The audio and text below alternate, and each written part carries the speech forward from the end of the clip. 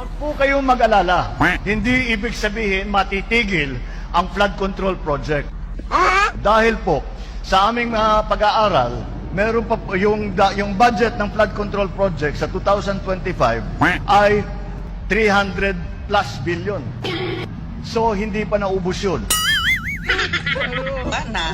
Ang nagiging problema dito sa tinatawag nating climate change ay talaga hindi lamang na mas mabigat ang bagsak ng ulan ngayon, kung hindi ay hindi na sumusunod sa dating schedule ng bagyo. Nung alala na siguro, naalala pa natin na mag-umpisa ang bagyo, uulan-ulan na mga Hulyo. Pero darating na yung bagyo, pero Agosto, tapos na. Kaya yun lagi yung nakasanayan natin. Ngayon ay iba na kung kailan-kailan dumadating ang ulan.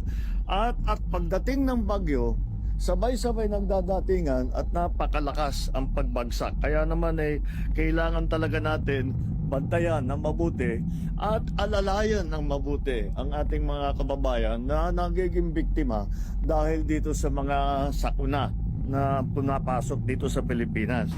Ang pinakadelikado pala, ngayon ko lang nalaman, ang pinakadelikado pala yung usok na nanggagaling sa nasusunog na plastic.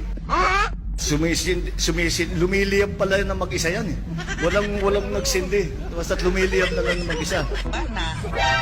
So lahat ng nakikita ninyong naka-uniforme o naka-armado ay nandun, ay tiga doon. Nandun sila talaga.